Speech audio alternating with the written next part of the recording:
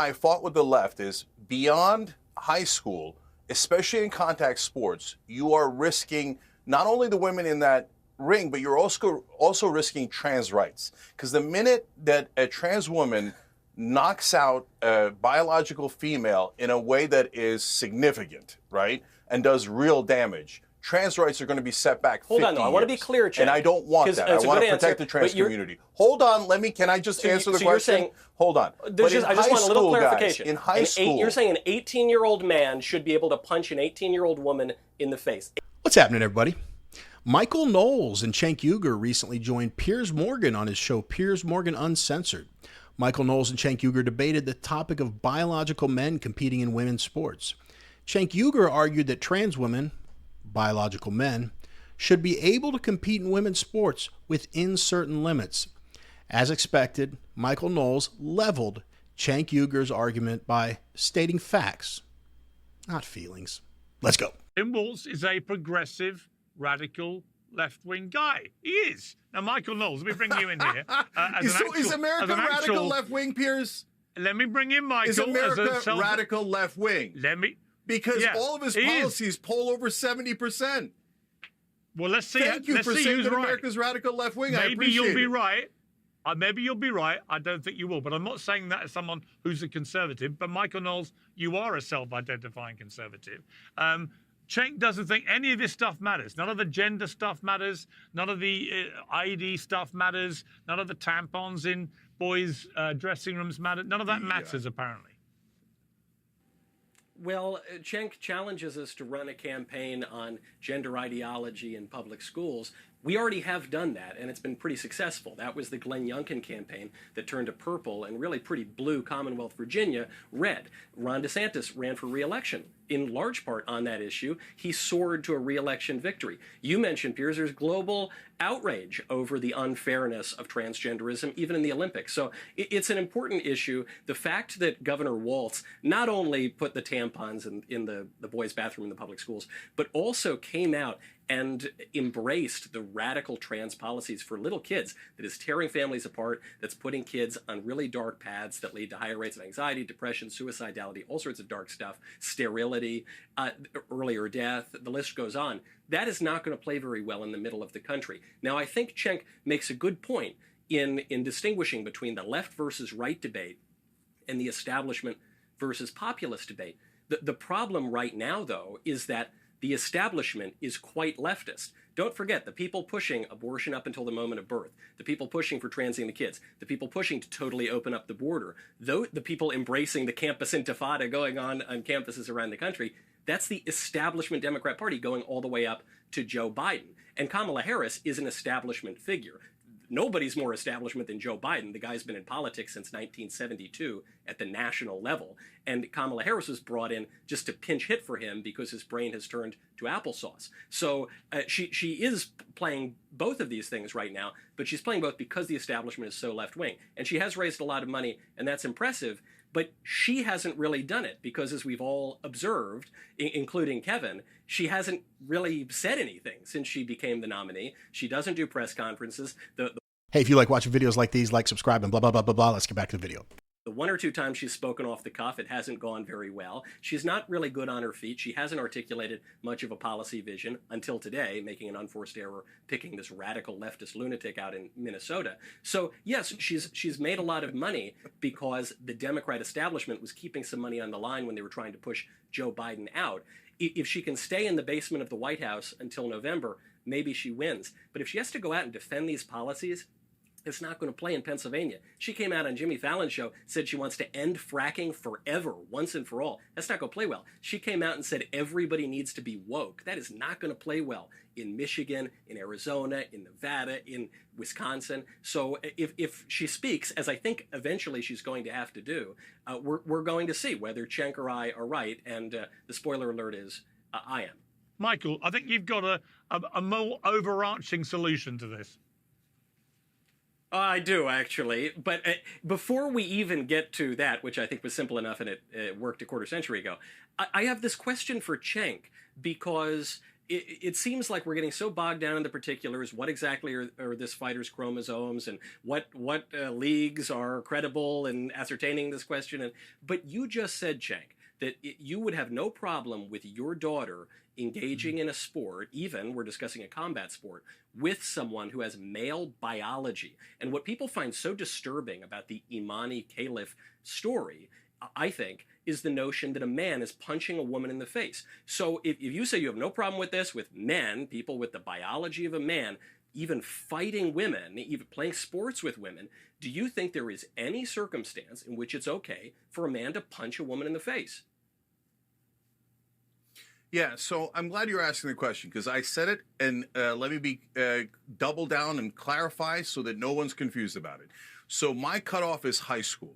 The reason why I fought with the left is beyond high school, especially in contact sports, you are risking not only the women in that ring, but you're also risking trans rights. Because the minute that a trans woman knocks out a biological female in a way that is significant, right, and does real damage, trans rights are going to be set back 50 Hold on, though. I want to be clear, Cenk. And I don't want that. I want to protect the trans community. Hold on. Can I just answer the question? You're saying, hold on. I just want a little clarification. Guys, in high school.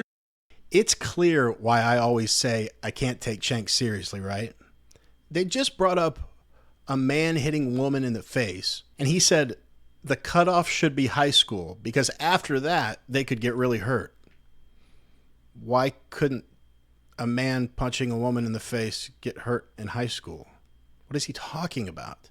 Then he quickly glosses over how terrible it is when a biological man injures a woman and says the real reason I don't want that to happen is to protect trans rights. So if trans rights weren't on the line, then, he'd probably do away with this whole high school cutoff, which is so arbitrary anyway. How about it's never okay for a man to hit a woman? Remember when that was the norm? Why is it okay now?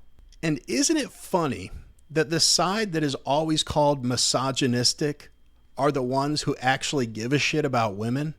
Donald Trump was right when he said it. Regardless of political affiliation, whether they like it or not, we are going to protect women. Everyone on the right is such monsters, aren't they? We've only got a few minutes left in the video, but we've got a good old-fashioned Cenk meltdown coming up. So let's watch the rest of it, and then I'll make a few comments at the end. You're saying an 18-year-old man should be able to punch an 18-year-old woman in the face. 18 is fine. 19, that's when it gets boxing bad. Is there in high school? What are you talking about? In high school, there are no contact sports like boxing and MMA. If you're talking about wrestling, that's about as much of a contact sport as there is. So in high school, look, guys, you're making a mountain out of a molehill. First of all, this affects 7 people. You're being ridiculous. And the reason you're talking about that is because you don't want to talk about higher wages and health insurance for everyone. But if you want to talk about high school, what you have to do in order to let me just answer the question. Can I just answer the damn question? So in high school, you're trying to find 7 people that you think is a problem. Oh, okay, apparently I can't answer the damn question. Okay, listen. What you're doing is you're saying in order to find the 7 trans girls out there that are so dominating these sports, which is not even true. Leidecker is dominating swimming way more than any trans woman is on any sport. I'm not going to test her testosterone. Medals. I'm not going to test all that stuff. But in terms of the high school athletes, I'm not going to go and ask all the state officials and government creeps to go check the genitalia of our daughters so that they could ascertain whether they're trans or not. This is a trans witch hunt, and I'm not going to stand for it. Okay, great. Good for you, Cenk. You're not going to worry about whether blokes are beating up women. Great. Michael, what's your bigger solution? Did I just say that? I said on the professional I hate level. to sound like a far-right conservative. I know your trans hate has taken over your body so much. I'll wait for Cenk to finish. I have never hated trans people. I think trans people are entitled. I think trans people are entitled to the absolute same human rights as everybody else. And I've always promoted their rights to fairness and equality. Right to the point it actually erodes women's rights to fairness and equality. Michael, final word to you. Thank you. I know this is going to sound like a far-right, crazy, conservative answer, but, we're all defending the great tradition of women's boxing. That did not exist in the Olympics until 2012. Women's boxing didn't exist pretty much anywhere until 1998, 1999. I'm all for women's sports. They're great sports and wonderful women athletes. To me, I think it's kind of distasteful to watch women get their heads cracked in. And so call me old-fashioned in that way. But I think maybe certain things are better left to the fellas, and catching blows to the head maybe would be one of them. And then we could circumvent this whole debate. So let's say Cenk's right, and there are no girls in high school that box or do MMA. It's ridiculous. Let's say he's correct. Do high school women play rugby? Do high school women play volleyball? Because in both of those sports, there are documented incidents of major injuries to women because a man is playing on the other team. Why are we humoring this madness?